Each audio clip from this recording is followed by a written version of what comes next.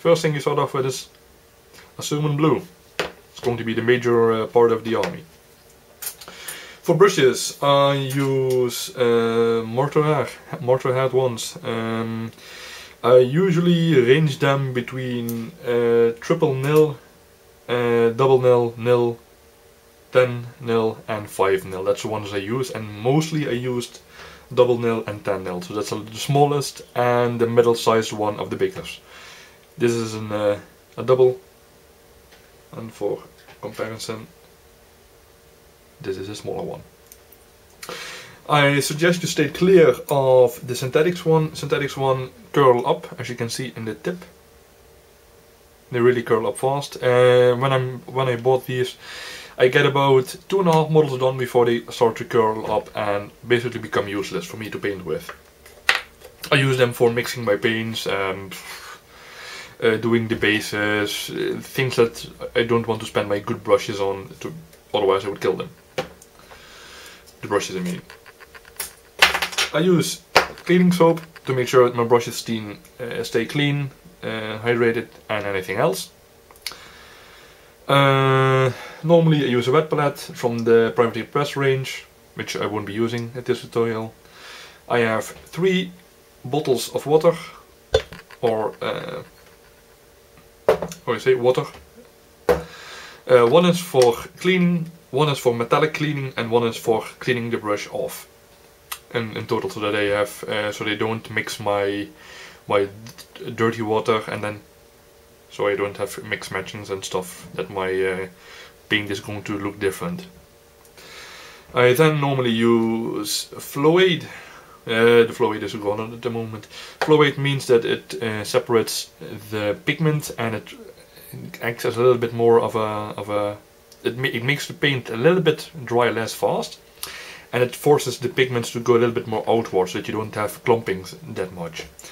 It's a 20:1 ratio, which I just make myself from, you can get it at any hardware store, flow improver. What do I else use? I also have retard. It makes sure that your paint really dries really slow. It's good for blending and other stuff like that. As I said before, I used only Zap-A-Gap and no super glue. Super glue breaks off. Zap-A-Gap does almost never. It's happened to me twice that something that I glued with Zap-A-Gap actually died out on me. You can have accelerant on it as well, but that's something you can do with every paint. I use primarily Vallejo Model Color, foundations from GW, washes from the GW, and metallics from GW. I find those really the best to work with. Again, this is only what I used to work with. I'm not a painting artist, so it's something I get used to, and maybe in the future stuff changes around and I'm going to try something else. The inks I use from Privately Press. Also, for another nice thing, color wheel.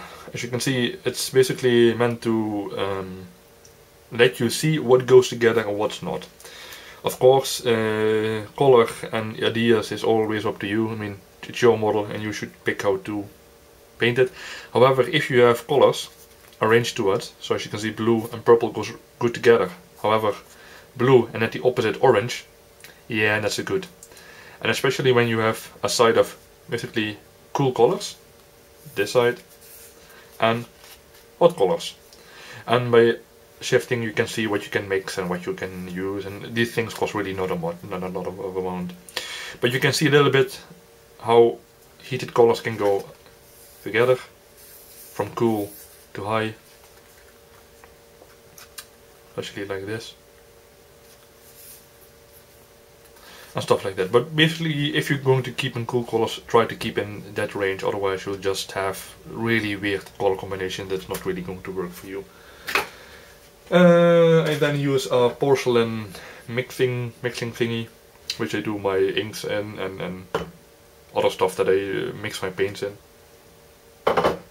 So that was a short description about the stuff I use. So yeah, let's get cracking. First off, painting handle. This is the Inquisitor style painting handle. Yes, my grandpa made this. It's a poster tag on top. Just press the model on there. Done. Keeps your model safe, keeps sure that you don't wiggle about, because if you keep your model with two hands, you will start that you're going to twitch very, very fast and you're just going to strain your hands a lot. With this, it lies in your hand and you just easily can rotate it without any really problems. I must say, when I'm doing speed painting, I mostly don't use it, but for now I'm going to use it. Shake this on the blue, as per usual, with every paint.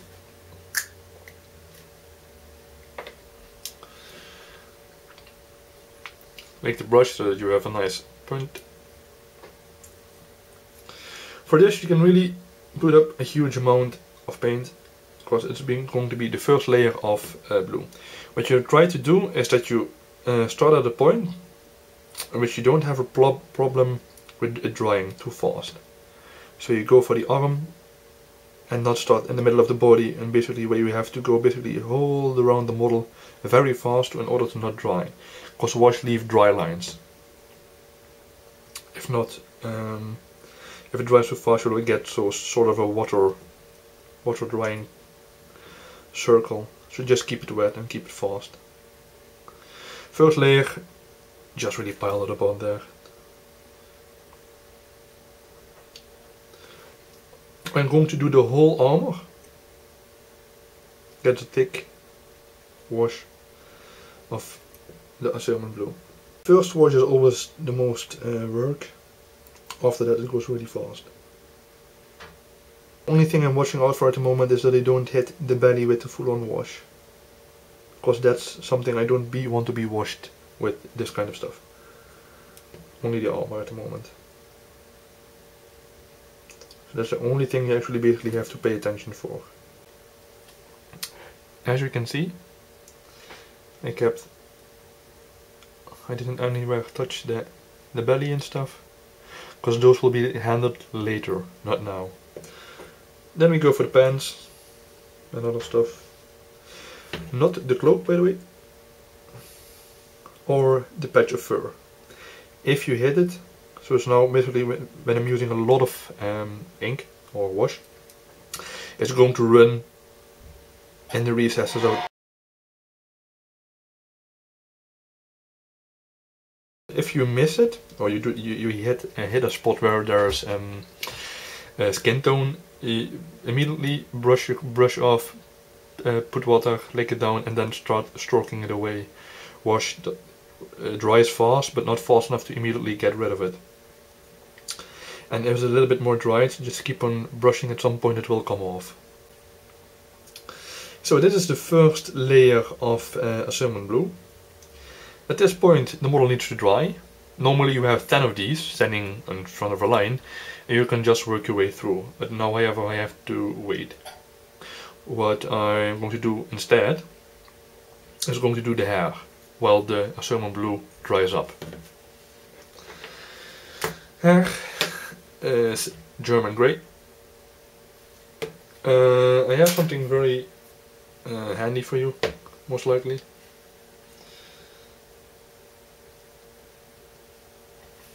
It's my phone. Painting converter. It lets you choose out a paint, and this kind it's Vallejo model color, and it is German grey. G.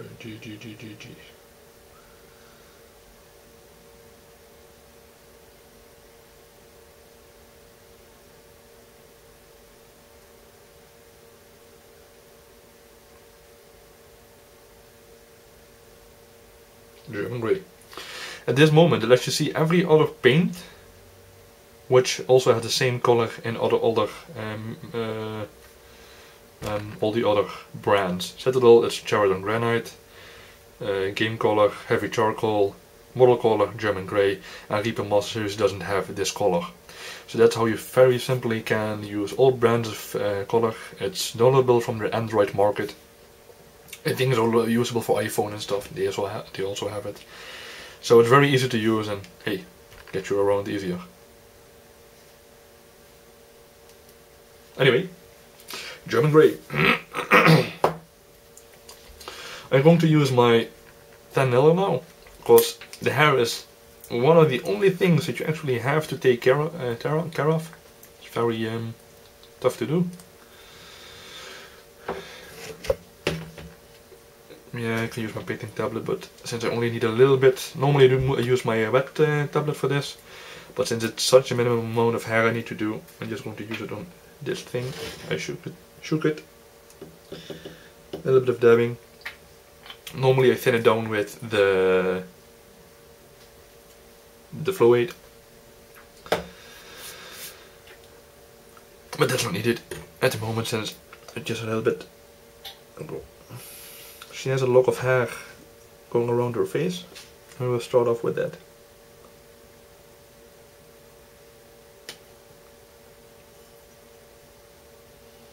So what I always try to do first is the outlining of the hair.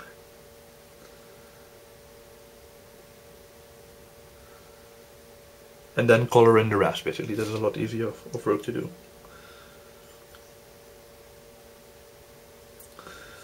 Now the long lock of hair. Just let your brush run over the lock of hair.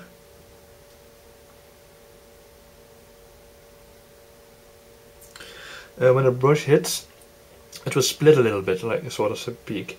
And when you put it in the right angle at the lock of hair, the brush splits and basically fills in the edge you want to have filled.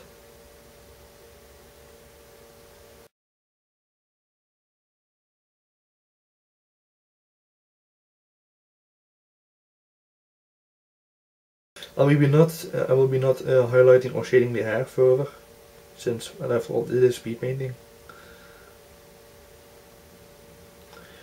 You can light it up with a drop of Skull White, and then yeah, do some highlights on the ponytail or on top of the head or whatever you want to do.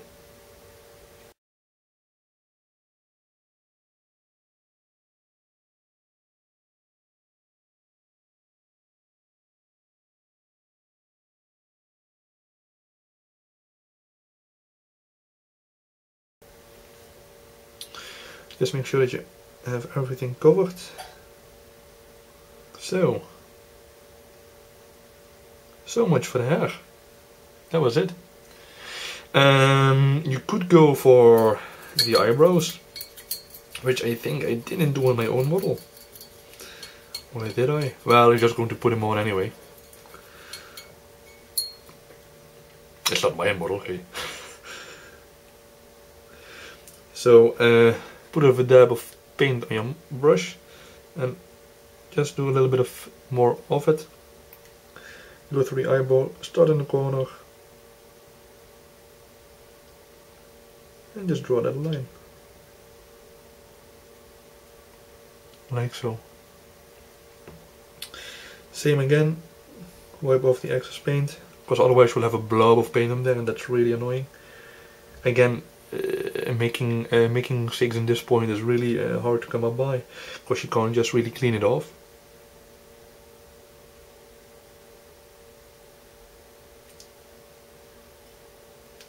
I'm talking too long, the paint's drying on the brush.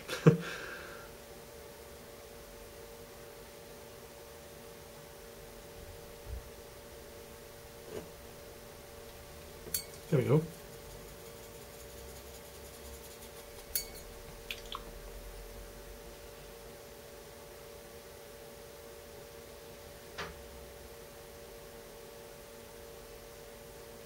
And just the same as what I did with the just went a little bit too much, so I again cleaned my brush, made it into a point with my mouth, and just scraped off the paint like this. What you could do if you're really anxious about making mistakes is, again with the airbrush, get some gloss, this one, mix it 1.5 of this and 1.5, so like 10 drops of this and 10 drops of water.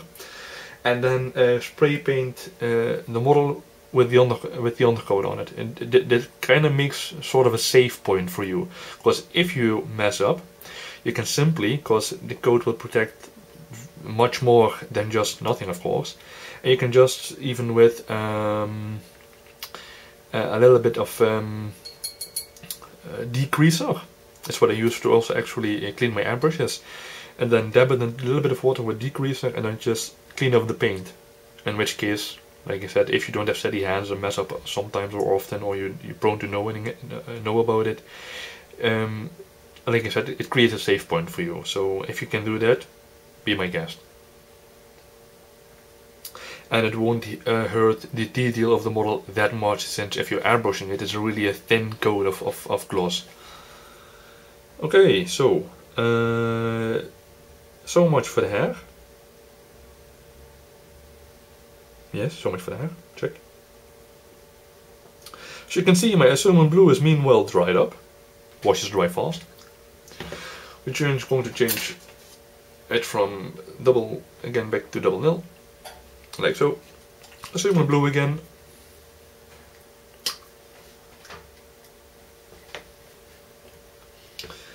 And we're just going to do the same thing again.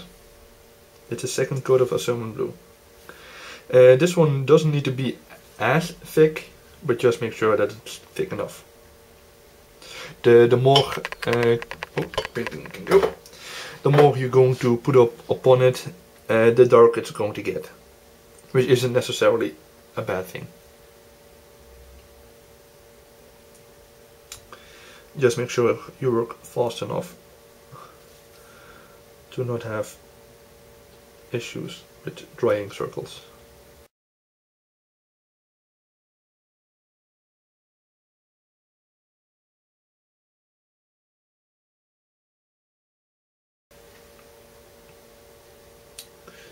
As you can see, it goes a lot faster because basically everything has outline already.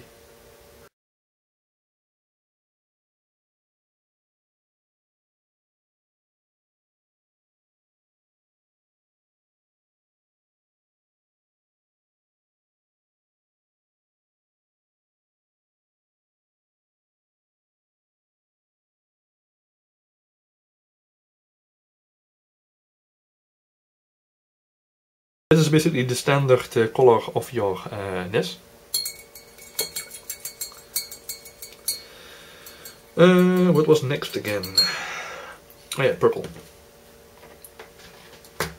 Next, the Vietnam purple. Shake, shake.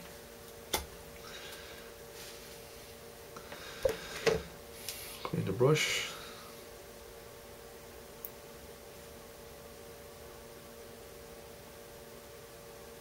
Just rotation wise. And clean your brush. Keeps the brushes much more longer alive and clean. Same thing as with the cinnamon blue. Just a big dab of purple and dab it upon the cloak. Like so. Don't be cheap, it doesn't really matter at this point, since it's the first layer, and the first layer, the thicker you get it, the more easier the second one gets. Make sure you make both the inside of the cloak and the front side as well, so that you leave the leg parts blue and the inside of the cloak, like here, make that purplish. Inside of the cloak on the other side. And this is where you can see that the indents are going to mix, and that really doesn't matter at all, because it's going to be that dark that even if the purple is there or blue, it doesn't really going to matter, since it's just almost going to be black with a smile, with a slight matte finish.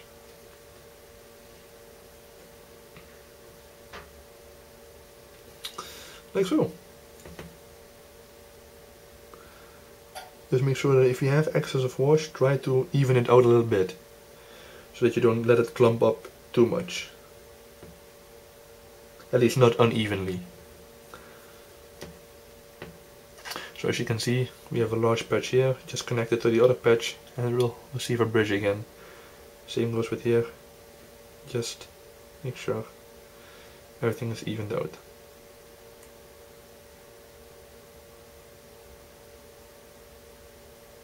There we go. Well, that needs to dry again. So in the meanwhile, I'm going to start off with the sword, I guess.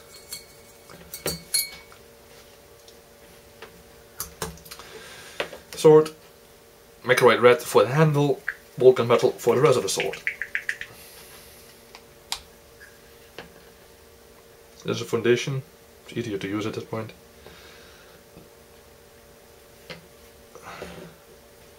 Make sure you don't hit any with the fingers.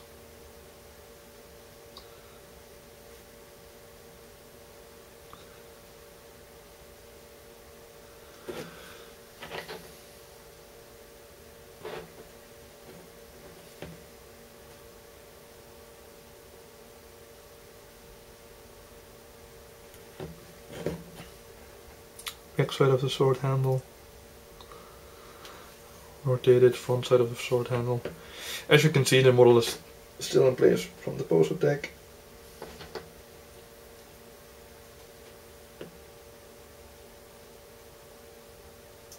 There we go.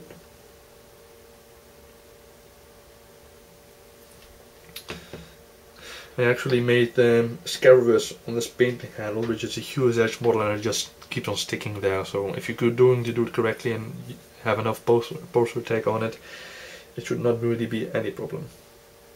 It can really keep heavy models safe. Okay, so that was the front side of the handle.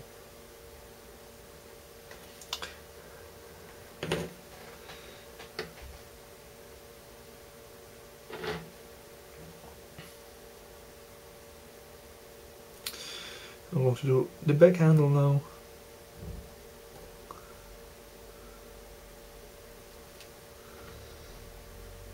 We can go around it.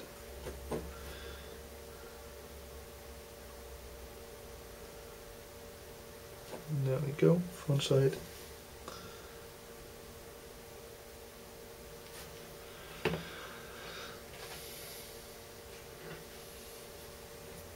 And underneath.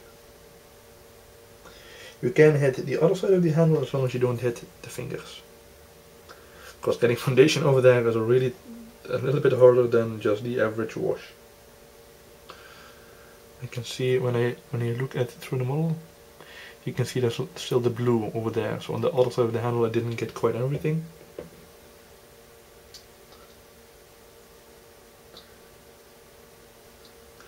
So even there, going in between, the back side of the handle. There. I see I hit the ledge of her belt. Again, make it red, point it, and get rid of it. Foundation dries a little bit quicker and a little bit thicker, so you then have to do it a few times to get rid of it. And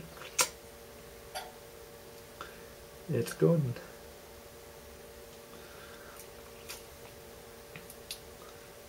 So much for the handle. What you could do with the handle is give it a wash from Bal Red, which kind of gives the same as a darker with the recesses, which in there are really small. I don't think anyone could have actually highlighted those or anything.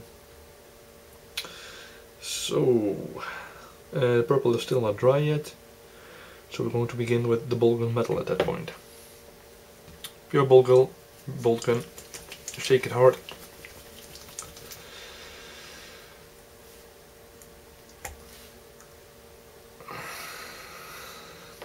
The 10mm brush. As now, only having a blue armor doesn't really do it, from my opinion. So, and it's all about contrast. So you're going to dab a little bit of Vulcan metal on your brush. And then all the points you see on your armor, you're just going to dip them in Vulcan. Like so. And if you actually miss, or just dab the armor, don't worry, you can basically wash it away with a big wash from a Sermon Blue again. But if you can do it nicely, do it.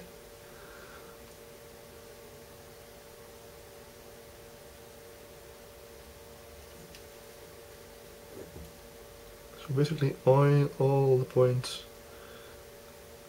on our armor that are outstanding. give them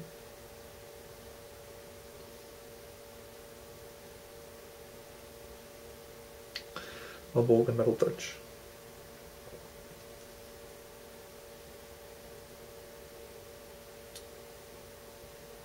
This can be annoying work. You can leave this portion out, of course, but again, it really helps with the contrast of the model.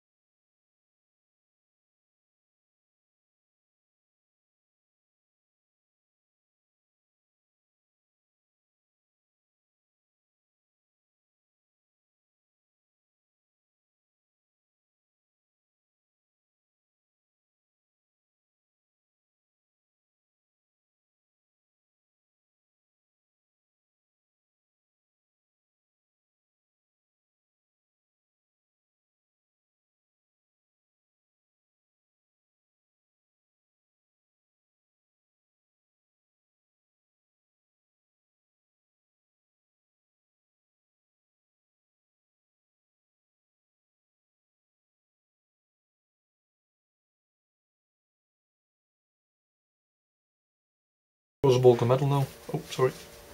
Towards the bulk of metal now, as you can see. The purple is almost dry. Doesn't really matter at this point. I'm going to continue on. I need my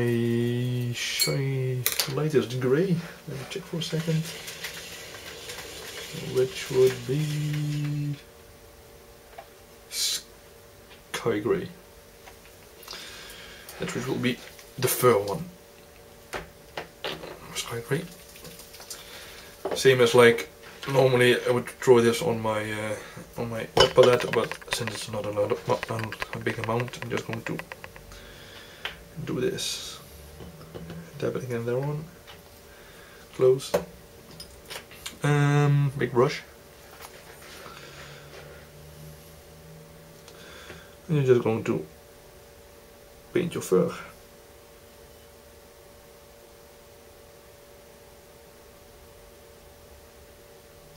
Again, don't panic if you really miss, cause the last one of purple will really even out the lines between it.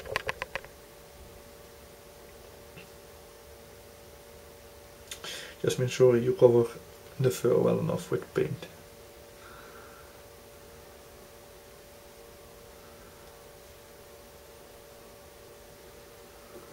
Like so. Make sure you reach her uppermost part as well. But it looks like she has a, yeah. Her ass is almost hanging out of her pants or something. So just make sure that you do all of the fur. Also, the top, the sort of the crown of the fur, just make sure you do that as well on top of it. Add some little bit more depth to your fur.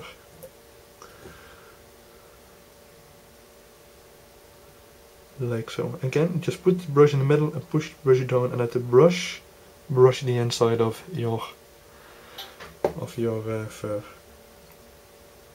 I see Stormweaver has put the hand a little bit more close to the body. So you have to watch out that you don't want to paint the body now and just the fur. I also need my smaller brush for that. Yes, take this side. Jesus Christ, Starweaver, what the fuck did you do? So there we go. As you can see, fur is linked.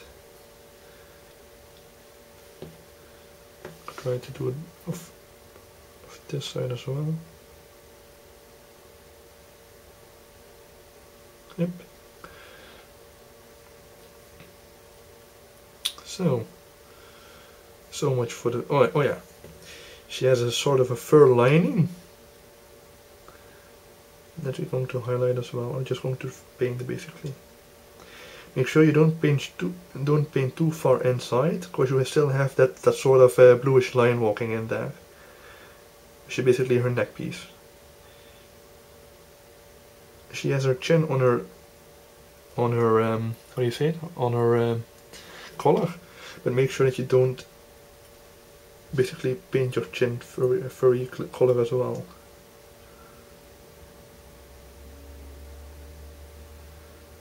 There we go. Onto the back. And just, yeah, go around basically.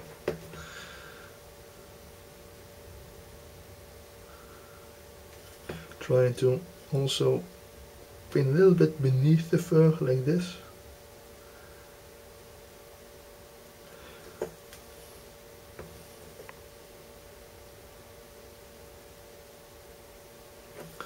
Yes, that's that.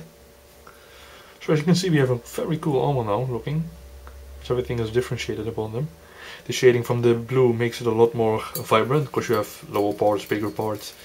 Because in the recesses, the assumed blue basically piles up and becomes darker, so it's kind of a natural shading what you get.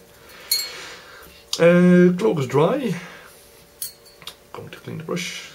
Give me a sec. Like so. So going to pick the big brush, Leviathan purple again, shake it, open, and again, like last time, just do the cloak.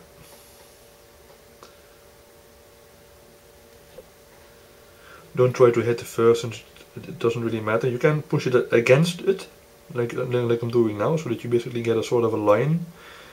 That line will be thickening again, and basically is the line that basically defines where the fur ends and starts. So as you can see, there we go.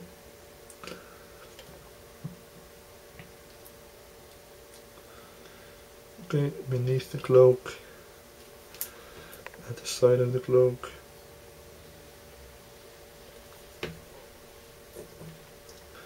And the inside of the cloak here.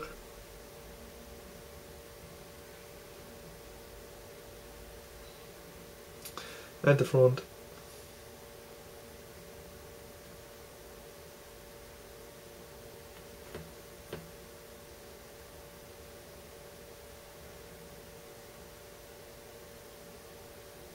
Like so. And at the last side here.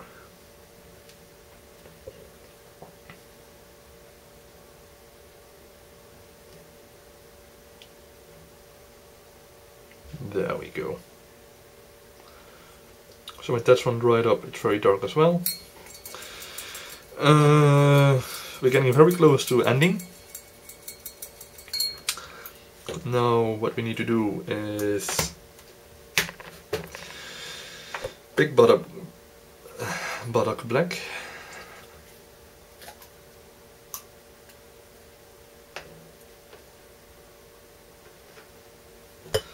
And run it alongside the sword, like so. Gives you the natural highlighting of the sword. And at the end. So now we have the ball gun, or the wash that's dried on the ball gun metal, as you see.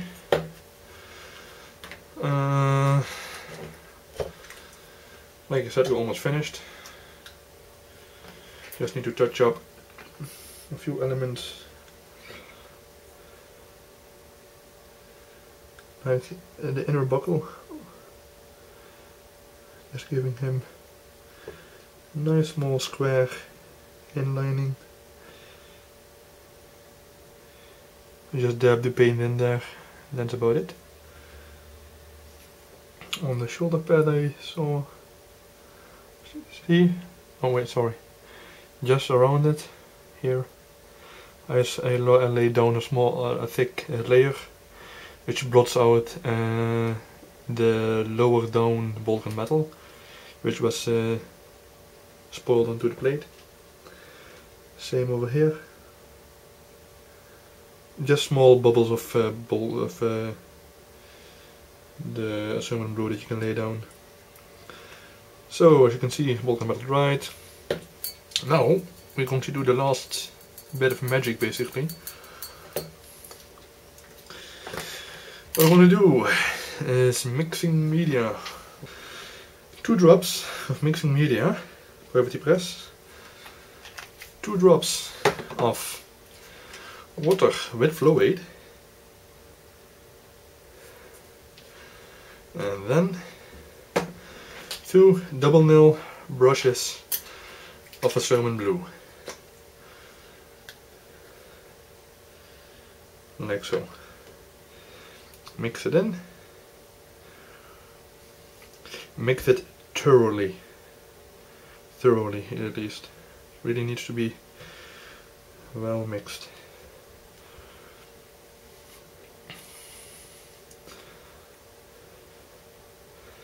This will be a skin tone shader. We already have the blacker and the lighter part, but now you want to make the eyes come out, the inner ears go dark, the belly button come up, her ass hanging out basically in the back. We all want that accentuated. So just mixing and just put a thick layer of it on her face. All the flesh features basically. So the ears, the mouth, the eyes, the ear. Like so, the front side of her belly, the side, her ass, and like so. Her hands as well.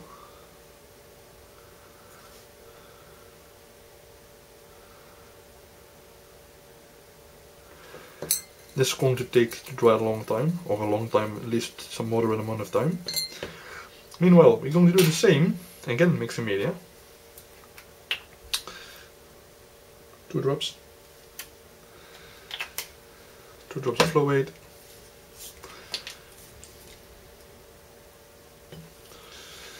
And Devlon mud. That's the other kind of wash from... where the hell is it? Salmon, Leviathan, Devlon mud. There we go. Same idea, and that's going to go over the fur.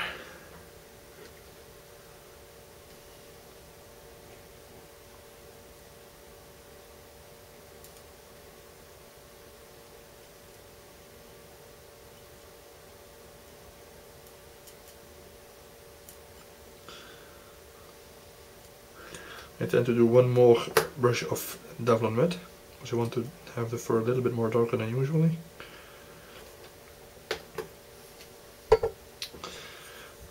And that goes right on the fur like this. Really, it doesn't really need that much, but yeah, quantizing the amount of drops against, yeah, you know, just make the batch, and it goes much easier at that point. Without having the trouble of the composite stuff. So now, that's going to dry.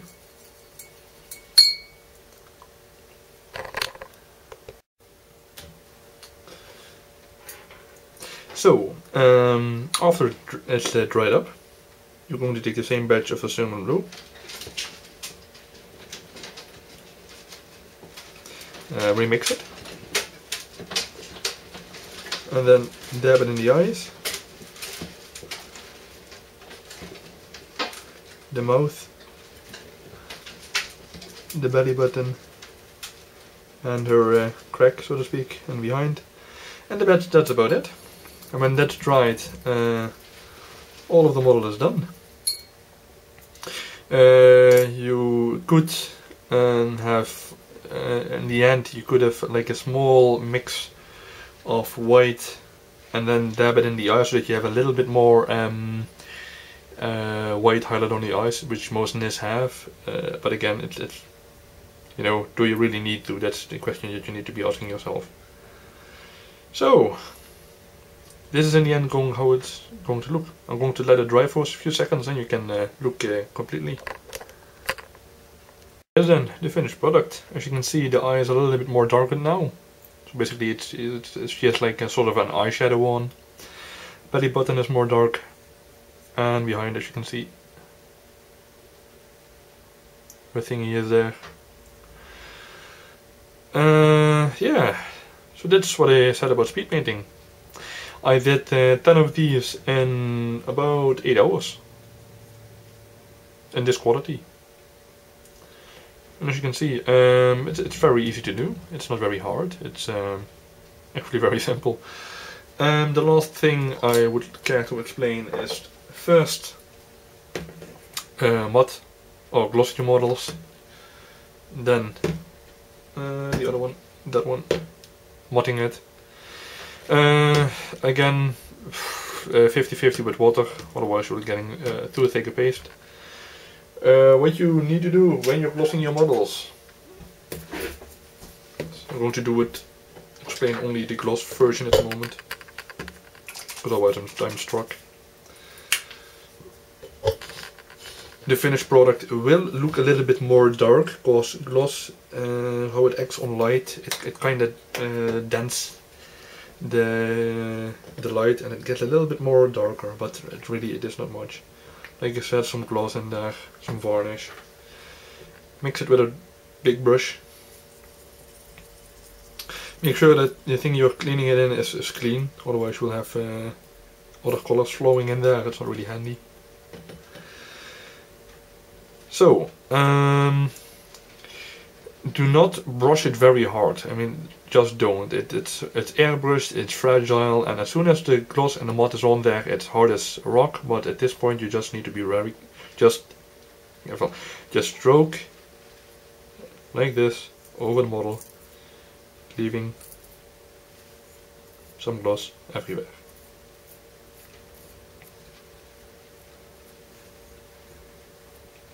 Like so.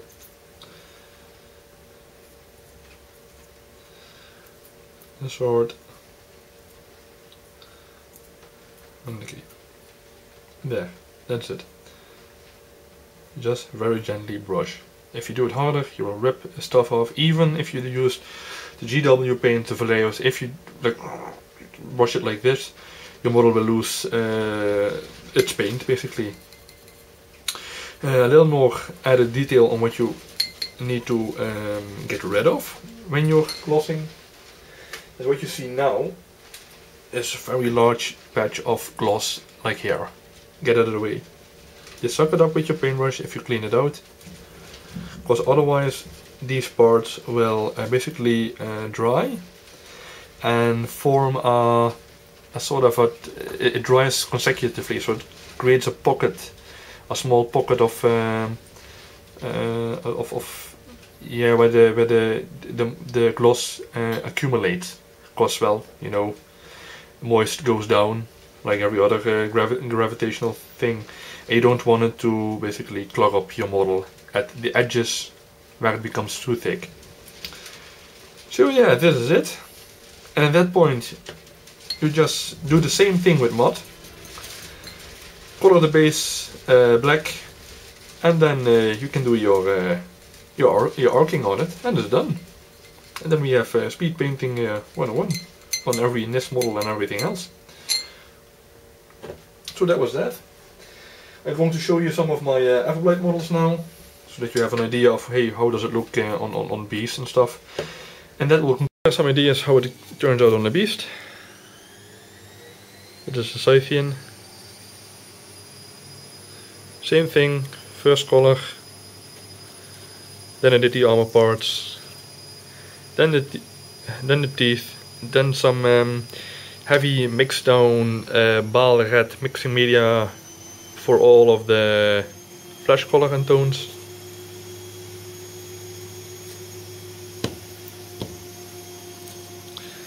Again, same here for my brush.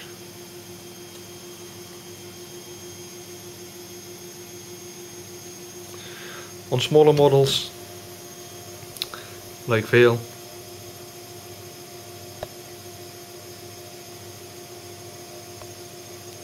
as you can see, Rias, all have basically a Surman blue with purple, and Jediuses, and the Sorcerer Van Hellion.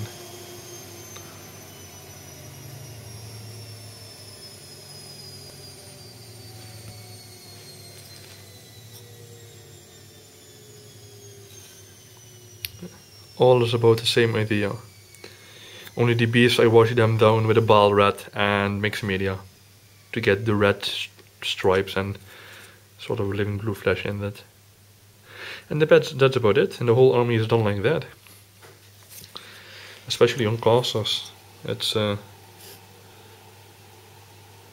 on, focus.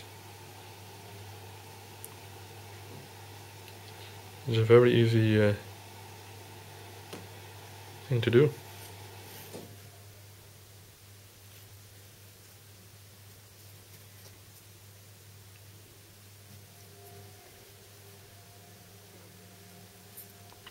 So I hope you enjoyed it, enjoyed what it can bring, and see you next time.